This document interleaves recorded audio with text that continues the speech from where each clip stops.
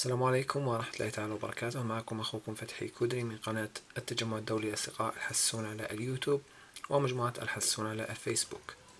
اليوم إخواني الكرام موضوعنا سوف يكون حول تقديم ماء الاستحمام للطيور، بحيث أنني لاحظت أنه في حين أن المربين يبحثون عن بعض الخلطات كما يسمونها السحرية لتسريع تجهيز الطيور والحصول على طائر حسون ممتاز بهذه الخلطات، العديد من المربين يهملون الجانب النفسي بالنسبة للطائر، بحيث أن الجانب النفسي للطائر يلعب دور كبير في جهوزية الطائر، أيضا في حصولك على طائر حسون ممتاز.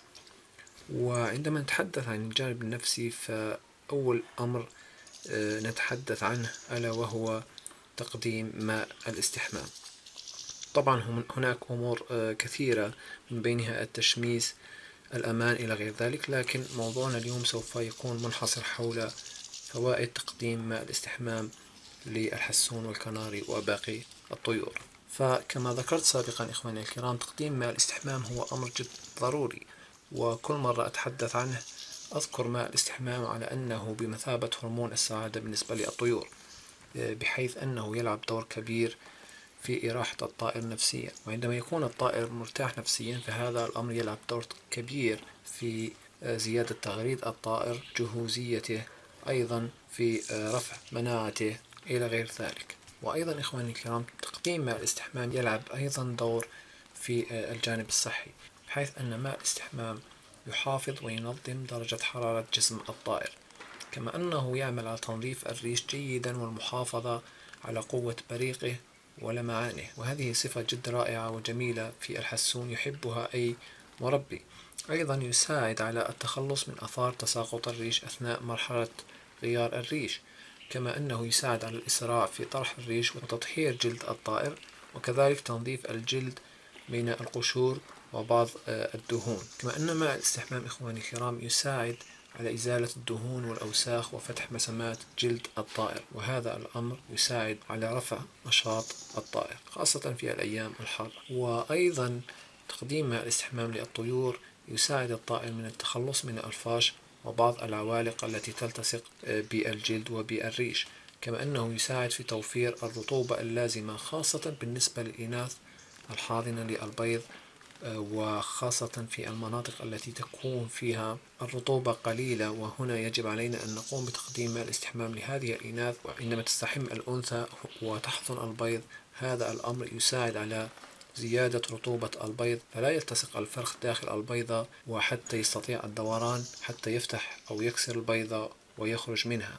وبالإضافة إلى جميع هذه الأمور فهو كما ذكرت سابقا يريح الطائر نفسيا، وعندما يكون الطائر مرتاح نفسيا فهذا يعني أنه سوف يغرد، سوف يجهز بسرعة.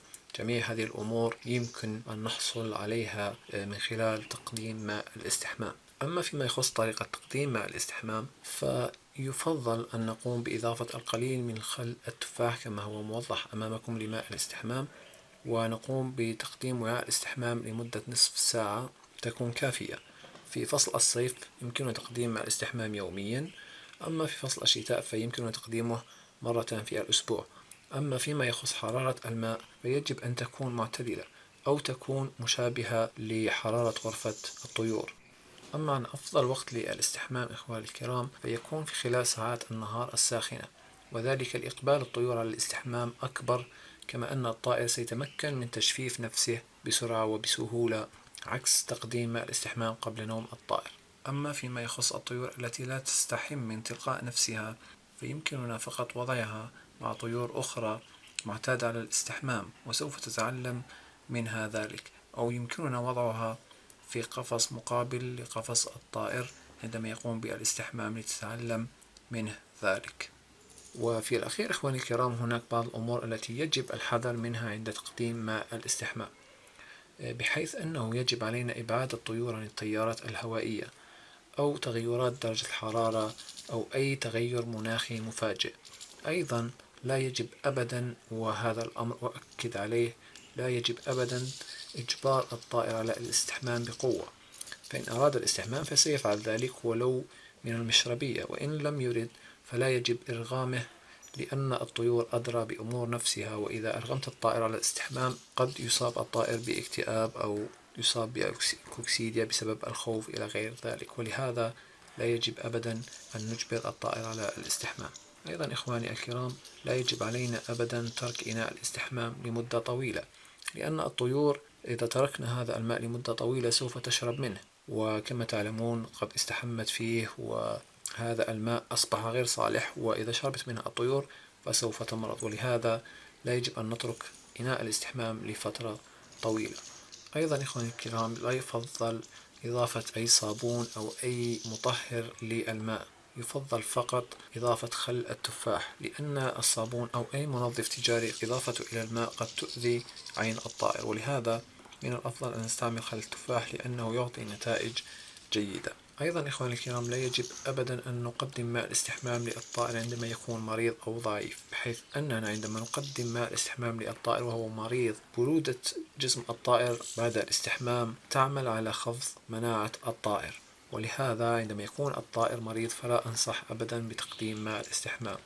أيضا إخواني الكرام، إذا قمت بتقديم ماء الاستحمام فالأفضل أن تنظف أرضية القفص ولا تتركها مبتلة حتى لا تمتزج أو لا يمتزج الماء الموجود بالأرضية ببراز الطائر، وهنا قد يلتقط الطائر بعض البذور من الأرضية فيمرض. إذا إخواني الكرام، هذه هي أهم الأمور التي يجب علينا تجنبها عندما نقدم ماء الاستحمام للطيور. وكما ذكرت سابقا، ماء الاستحمام هو جد مفيد للطائر، وهو أمر يجب أن لا نغفل عنه حتى تحصل في الأخير على طائر جميل ريشه منظم لامع ونظيف، وحتى نضمن أن هذا الطائر خالي من الفاش، وهذا الأمر سوف يجعل الطائر بطبيعة الحال بصحة جيدة. وكما ذكرت سابقا، سوف يعمل على إراحة الطائر نفسيا، وبالتالي رفع مناعة الطائر، زيادة تغريد الطائر، وحتى جهوزية الطائر. إلى هنا إخواني الكرام أصل إلى نهاية هذا الفيديو. يمكنكم أيضا متابعة الفيديو السابق والذي يخص أسرار إنتاج الحسون في الأقفاص، والذي تجدونه في الشرح أسفل هذا الفيديو. كما يسعدنا تسجيل اشتراككم على قناتنا ليصلكم كل ما هو مميز. أراكم بإذن الله تعالى في الموضوع المقبل. يمكنكم أيضا طرح استفساراتكم أسفل هذا الفيديو أو أي فيديو على قناتنا. السلام عليكم ورحمة الله تعالى وبركاته.